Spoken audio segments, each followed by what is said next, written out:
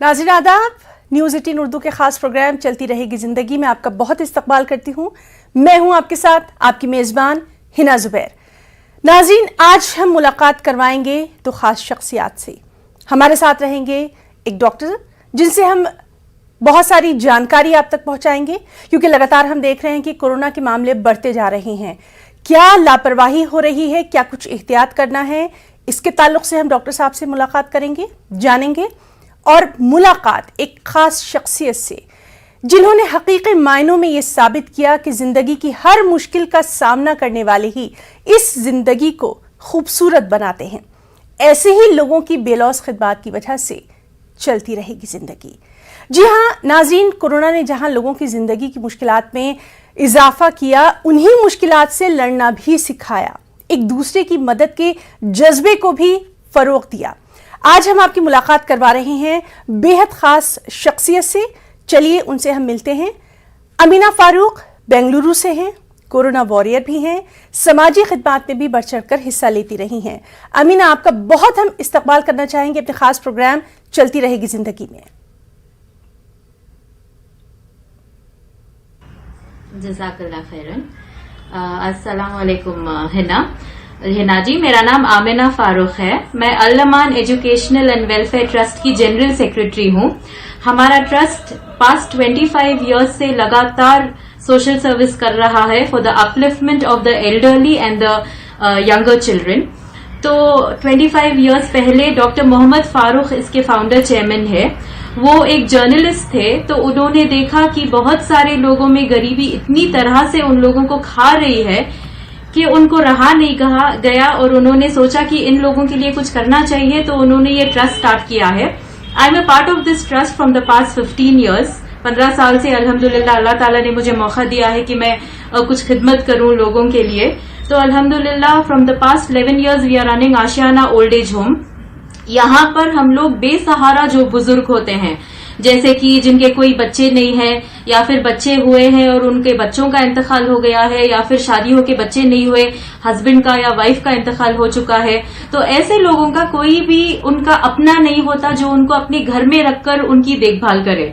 तो ऐसे लोगों को हम चुनते हैं, हमारे आशियाना ओल्ड एज होम में लेके आते हैं, और अल्हम्दुलिल्लाह हम उनको अपने माँ बाप की तरह हम उनकी खिदमत करते हैं।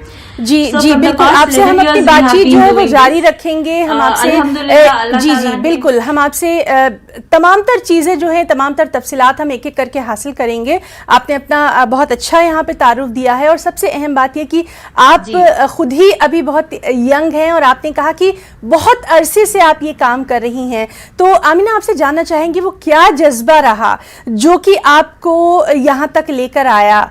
ये जरूर हमारे तमाम नाजरीन के लिए एक मिशल राह है कि इतनी छोटी सी उम्र से ही आपने समाजी खिदमत के लिए अपने आप को वक्फ कर दिया।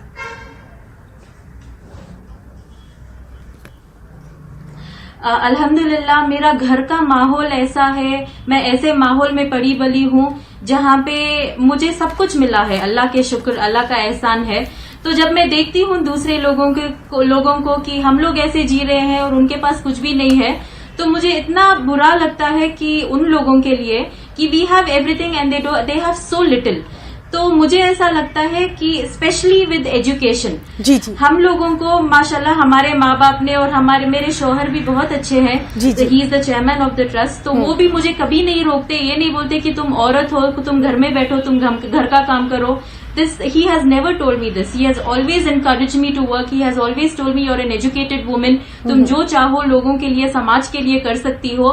And with me in such a environment where my parents have encouraged me to study, where my husband encourages me to do social work, so the environment makes a very big difference. When I see people from it feels like they are from a completely different world, जहाँ पे वो लोगों को पढ़ाई के लिए permission नहीं होती, या फिर अगर परमिशन होती है तो उन लोगों के पास इतने पैसे नहीं होते, जहाँ पे वो लोग अपने जाके दे आर वेरी टैलेंटेड। जैसा हमारा मैंने कहा था कि स्किल डेवलपमेंट इंस्टीट्यूट भी है हमारा, यहाँ पे हम औरतों को, लड़कियों को, बच्चों को जो in our trust we believe that education should not have a price tag associated with it. Education is everybody's right.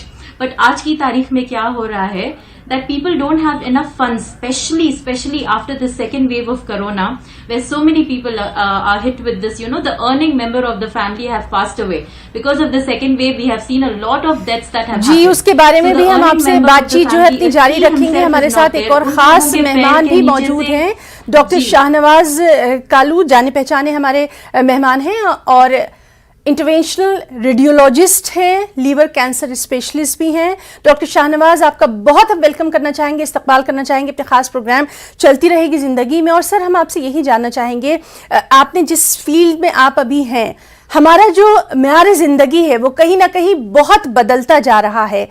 किन खास बातों का ख्याल रखना चाहिए? खास तौर पर मैं आपसे जानना चाहूंगी खाने पीने के मामले में, चूंकि हम देख रहे हैं कि बहुत ही यंग एज से जो है इस तरह के मरीज अब सामने आ रहे हैं। जी, बहुत बहुत शुक्रिया मुझे मदऊ करने का इस प्रोग्राम में। और जिस तरह से हम बात कर रहे थे, जो सबसे अहम और सबसे पहला स्टेप है इस लड़ाई में लड़ने के लिए, वो है वैक्सीन। अगर अभी भी कोई फर्द है घर में जिसने अभी भी वैक्सीन नहीं लगाया है, तो उसको फौरन वैक्सीन के लिए रजिस्टर करके वैक्सीन करा लेना चाहिए। इसके अलावा खाने पीने के बारे में आपने बात की, तो खाने पीने में अहम चीज़ ये है कि साफ शफाफ खाया जाए। ऐसी चीज़ें जिनमें जो घर में नहीं बनी होती हैं, बाहर से आती हैं, उनमें एक शुबा होता है कि हो सकता है वो साफ तरीके से ना बनी हो। तो अगर आप वो चीज खाएं तो अच्छी जगह से खाएं या गर्म करके खाएं। बेहतर है कि घर की चीजें आप खाएं। और खास तौर से पानी, जो हम पानी पीते हैं, स्पेशली जो वर्किंग क्लास हैं, जो घर से बाहर काम करते हैं, तो कहीं भी नल का पानी, कहीं का भी पानी पी लिया, और पानी से कहीं सारी बीमारियां फैलती है। जी सर, ठीक है। और हम कहीं ऐसे मरीज देखते हैं जो फिर बाद में इन्फेक्शन लेके आते हैं, लिवर एब्सेस लेके आते हैं। बिल्कुल, बिल्कुल। और इस तरह के दूसरे अमराज में शामिल शिकार हो जाते हैं। जी जी।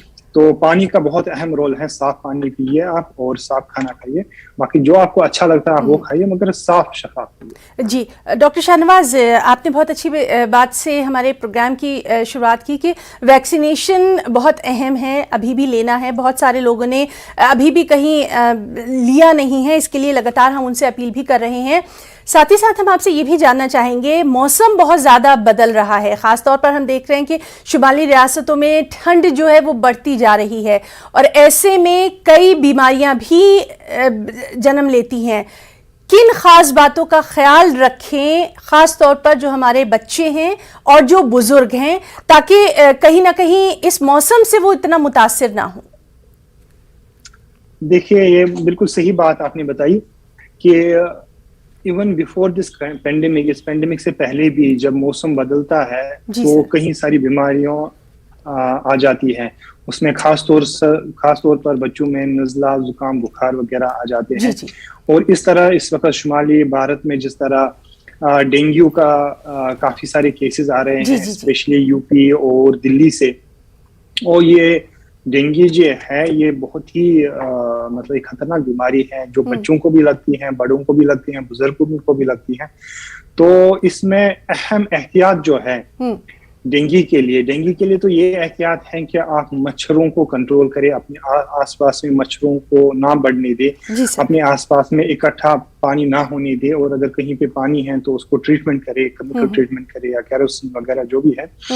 और जो बाकी जो नज़ला जुकाम है उसके लिए रिकमेंडेड है सारे ही लोगों के लिए कि जो फ्लू शॉट आता है अगर आप वो करा ले तो उसमें से काफी प्रोबेबिलिटी हो जाती है, काफी इम्कान हो जाता है कि आपको जो विंटर में फ्लू, नज़ला जुकाम, बुखार आ जाता है तो उसके एपिसोड्स काफी कम हो जाते हैं। हालांकि मतलब तब भी होने का एक चांस रहता है, तो मगर काफी कम हो जाता है।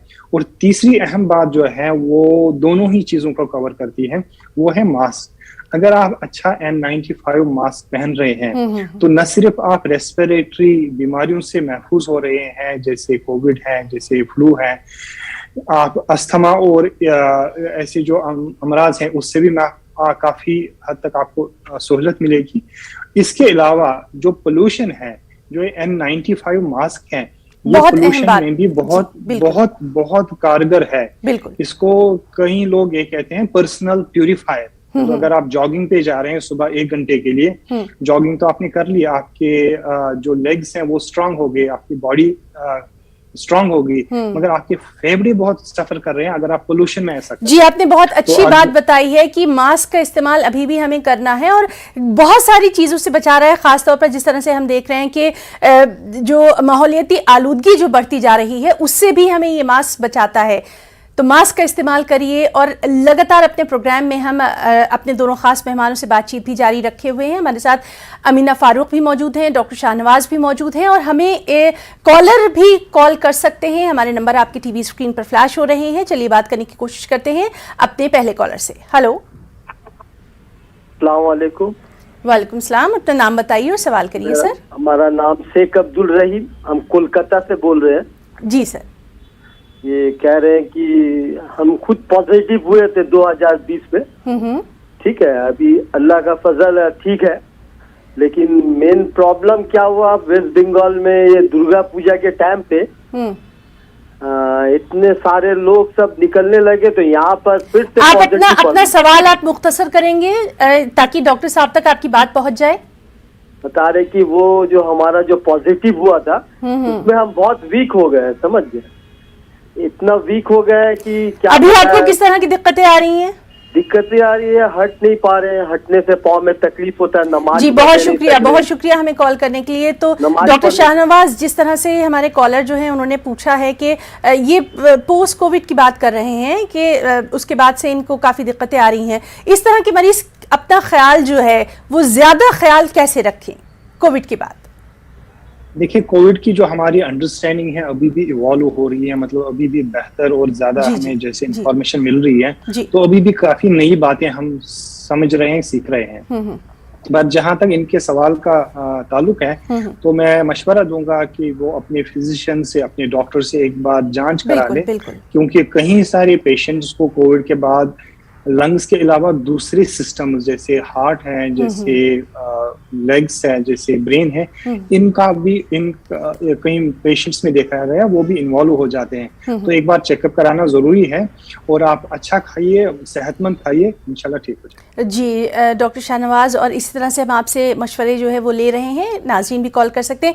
अमीना फारूक, अब हम आपसे ये जानना चाहेंगे, जिस तरह से आपके बारे में हमने जाना है कि आप खुद एक कोरोना वॉरियर रही हैं, वो जो मुश्किलात थी जो आपके ऊपर गुजरी, नफ्सियाती तौर पर मैं बात कर रही हूँ, वो आपने महसूस करी, और न सिर्फ महसूस करी बल्कि शिद्दत के साथ आपने इस समाज के लिए काम भी किया, चाहे वो फूड किट्स की बात करें, राशन किट्स की बात करें, अद्वियात की बात करें, या फिर जो एक होता है काउंसलिंग, वो भी आपने बहुत बखूबी अंजाम दी और आपने ये साबित कर दिया कि अगर हिम्मत है तो वाकई में चलती रहेगी जिंदगी।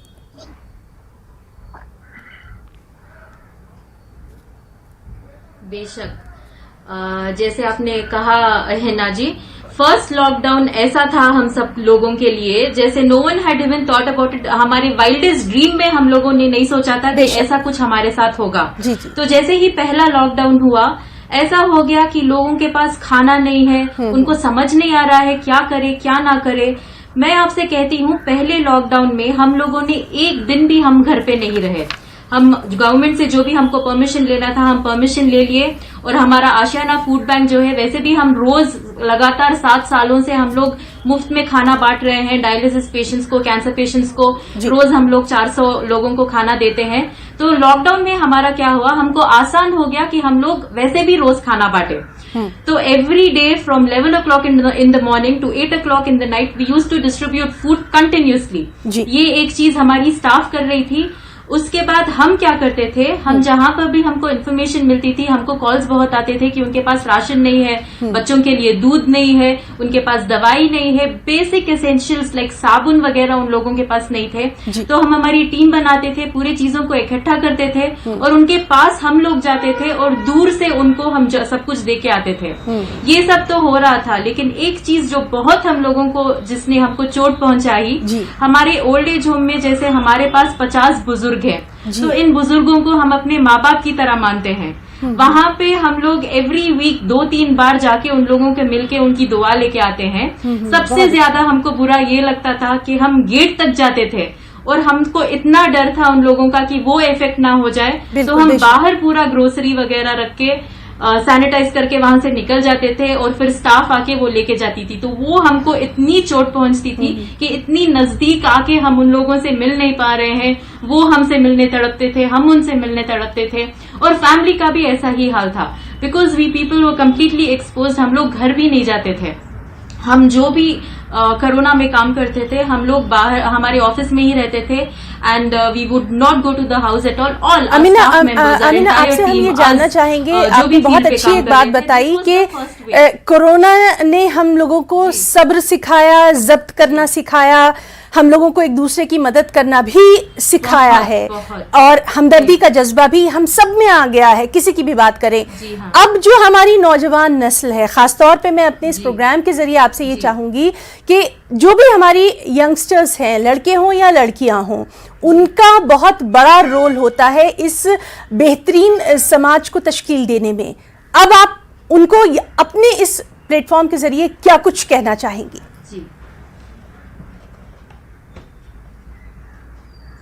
मैं आपको बस यही कहना चाहती हूँ, if you are blessed, please share your blessing with others. बहुत अच्छा। सेकेंड वेव के बाद क्या हुआ है, बहुत सारे बच्चे ड्रॉप आउट हो गए हैं। बिल्कुल। इसका जो असर हमारे हिंदुस्तान पे है, मैं बोलूंगी पूरे हिंदुस्तान पर इसका बहुत बुरा असर पड़ेगा, क्योंकि एजुकेशन बहुत जरूरी है कोई भी नेशन को आगे बढ़ने के लिए, एक कम्प्लीटली डेवलप्ड नेशन कहलाने के लिए।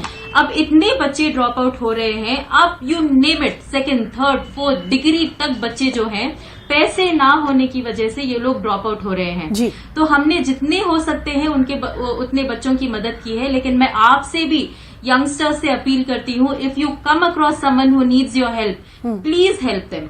This is the time that we have to step forward and help them, because see, we are running the Skill Development Institute. Okay, यहाँ पे हम लोग रोज बच्चों से मिलते हैं। हमारे पास 500 के करीब बच्चे पढ़ते हैं फिलहाल, और बहुत सारे बच्चे पास आउट होके वो लोग भी they are also in touch with us. तो हम लोग इन सब से मिलकर बात कर हम we have found out that a lot of children are either on the verge of becoming dropout or are already they have become dropouts.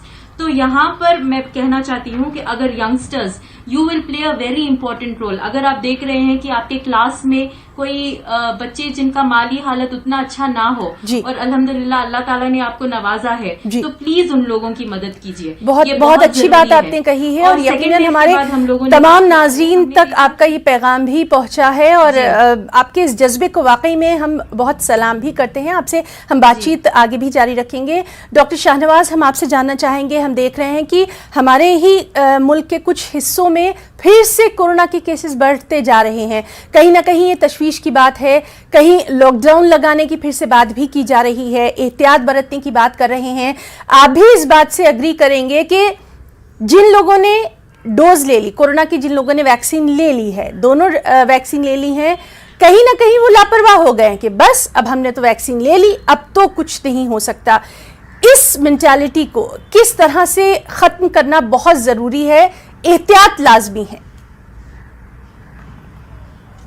जी सही बताया आपने कि कहीं पर हमसे कोताही तो हो रही है कि कोरोना के केसेस फिर से बढ़ने लगे हैं। ये तब हो रहा है डिस्पाइट हमारे पास वैक्सीन भी है, हमारे पास अब 2 साल का एक्सपीरियंस भी है कि कैसे इसको डील करना है।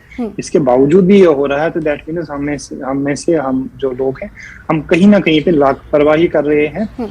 तो अगर हम फिर से इस चीज को ऐसे सीरियसली ले जैसे हमने इनिशियली लिया था, कि हम प्रिकॉशंस ले, हम मास्क पहने, हम 2 गज की दूरी अपनाएं, और जिनने वैक्सीन अभी नहीं किया वो वैक्सीन ले, तो मुझे लगता नहीं कि लॉकडाउन की जरूरत पड़नी चाहिए। Lockdown is basically the last resort with the administration, when everything fails then lockdown is the only thing they can. बिल्कुल। तो अगर हम उससे पहले ही प्रिकॉशंस ले लें, एहतियात बरते, तो मुझे लगता नहीं लॉकडाउन होना चाहिए। और लॉकडाउन से जितना नुकसान होता है बच्चों की तालीम को, इकोनॉमी को, तो उससे हम बच सकते हैं। जी बिल्कुल, और इसीलिए हम बार बार ये अपील यहाँ से भी अपने इस मंच से भी करते रहे हैं कि बराए मेहरबानी अभी भी वो तमाम जो उसूल ज़वाबित थे, कोरोना की जो गाइडलाइंस थी, उनका अभी भी ख्याल रखिए। भले ही त्यौहार आ गए हों, लेकिन लापरवाही अभी भी मत करिए, और ये हम सबकी जिम्मेदारी बनती है। डॉक्टर शाहनवाज, आपसे हम ये भी जानना चाहेंगे, चूँकि वक्त जो है वो हमें अब ज़्यादा इजाज़त नहीं दे रहा है, कि हम किन बातों का ख़ास तौर पर ख्याल रखें ताकि त्योहारों के मौसम में हम किसी और बीमारी का शिकार ना हो, ख़ास तौर पर। जी, त्यौहार मनाना भी ज़रूरी है। अब काफ़ी टाइम से लोग, मतलब ये पेंडेमिक चल रहा है, तो त्यौहार मनाना भी ज़रूरी है, मगर साथ में ये भी ज़रूरी है कि हम सारे प्रिकॉशंस भी लें।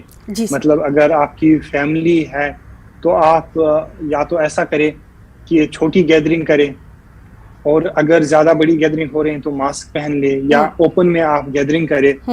और जहां तक पॉसिबल हो, जितना मुमकिन हो, कम से कम लोग अगर इकट्ठा होंगे, चाहे वो त्योहार है, चाहे वो मार्केट्स हैं, चाहे वो पॉलिटिकल रैलीज है, तो इन सब में अगर इन बातों का ख्याल रखा जाएगा तो मुझे लॉकडाउन की जरूरत पड़नी चाहिए। जी बिल्कुल, हाँ, बिल्कुल, पर अगर बिल्कुल, हम फिर से लापरवाह हो गए तो हो सकता है फिर से लॉकडाउन। जी बिल्कुल, और हमारे साथ आमिना फारूक भी मौजूद हैं। आमिना जी, आपसे हम जानना चाहेंगे, जिस तरह से आपने बताया है कि आशियाना स्कूल फॉर ऑर्फनेज चिल्ड्रन भी है, यतीम व यसीर बच्चों के लिए भी आप लोग बहुत काम कर रहे हैं, साथ ही साथ बुजुर्गों के लिए भी आप लोग बहुत काम कर रहे हैं। हम आपसे ये जानना चाहेंगे यहाँ पर कि कई बार कुछ ऐसी सिचुएशंस आ जाती हैं, कुछ ऐसे हालात हो जाते हैं जब कहीं ना कहीं इंसान अंदर से टूट जाता है। ऐसे में आप लोग किस तरह से उनको एक जो हमदर्दी का हाथ है वो किस तरह से बढ़ाते हैं, किस तरह से उनका जो हिम्मत है वो बढ़ाते हैं?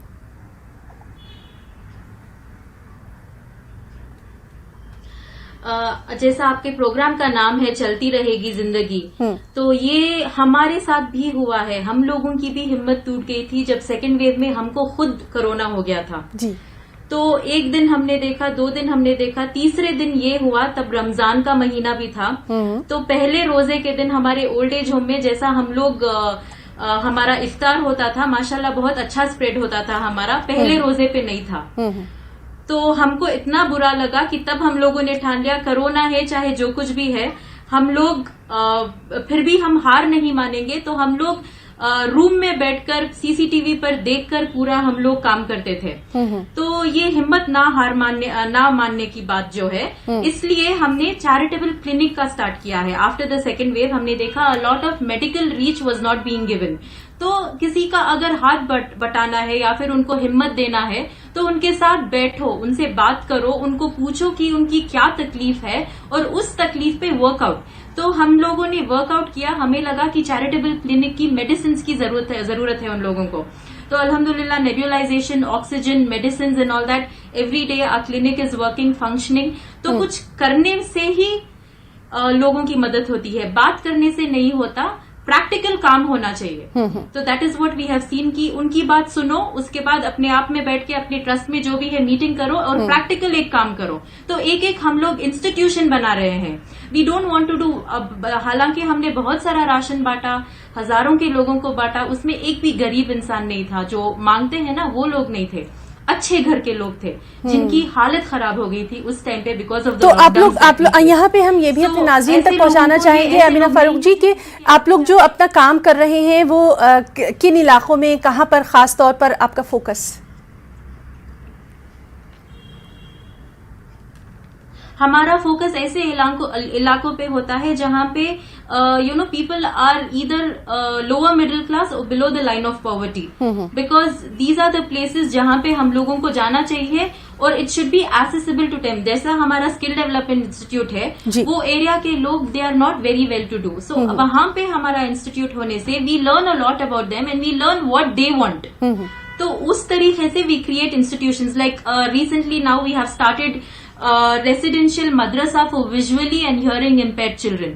तो ये सब हम लोगों को उनसे बात करने पे पता चलता है कि इन चीजों की जरूरत है। हम कहीं पे दूर बैठ के हम अगर काम करना चाहे, इट बिकम्स वेरी डिफिकल्ट। हमारा जो ओल्ड एज होम है, it is on the outskirts of Bangalore, क्योंकि वहां पे हवा ताजी रहती है, पोल्यूशन वगैरह नहीं रहता, तो उन लोगों के लिए it is easier for them to breathe fresh air. जी बिल्कुल, और आपकी जो तमाम तर ये कोशिशें हैं ये काबिल सताइश हैं। डॉक्टर शाहनवाज सर, आपसे भी हम जानना चाहेंगे, जिस तरह से लगातार हम बात कर रहे हैं कि हमें एहतियात तो करनी ही है, बदलते मौसम का भी खास ख्याल रखना है, मेंटली किस तरह से हम अपने आप को मजबूत रखें, क्योंकि इस कोरोना के दौर ने हम लोगों को ये जरूर सिखाया है कि बीमारी तो आती जाती रहेगी, लेकिन अगर हम अंदर से मजबूत हैं तो हम इस पर काबू पा सकते हैं। बहुत ही अहम सवाल आपने पूछा, जो हमारा मेंटल हेल्थ है।